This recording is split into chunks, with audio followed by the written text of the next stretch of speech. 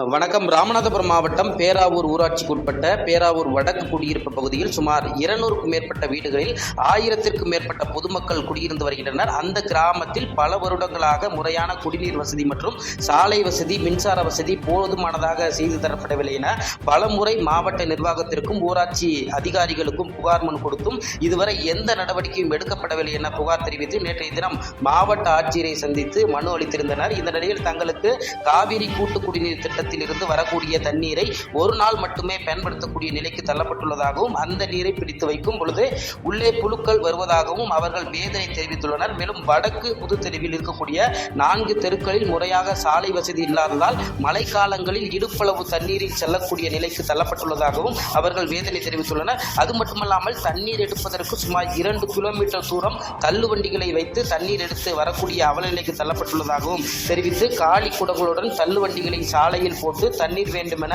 கோஷங்களை எழுப்பி 50க்கும் மேற்பட்ட பெண்கள் போராட்டத்தில் ஈடுபட்டனர். மேலும் இந்த சட்டமன்ற தேர்தலுக்கு தங்களுக்கு தேவையான அடிப்படை வசதிகளை செய்து தரப்படவில்லை என்றால் வருகின்ற சட்டமன்ற தேர்தலை புறக்கணிக்கப் போவதாகவும், Aadhaar card, voter ID, ration card உள்ளிட்டவற்றை ஆட்சியர் அலுவலகத்தில் ஒப்படைக்கப் போவதாகவும் கிராம மக்கள் தெரிவித்துள்ளனர்.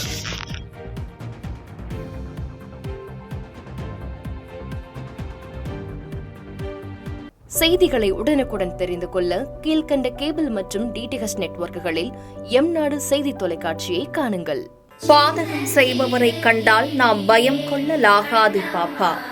மோதி மிதித்துவிடு பாப்பா, அவர் முகத்தில் உமிழ்ந்துவிடு பாப்பா. அண்மை செய்திகளை உடனுக்குடன் தெரிந்து கொள்ள இணைந்திருங்கள் எம்நாடு தொலைக்காட்சியுடன்.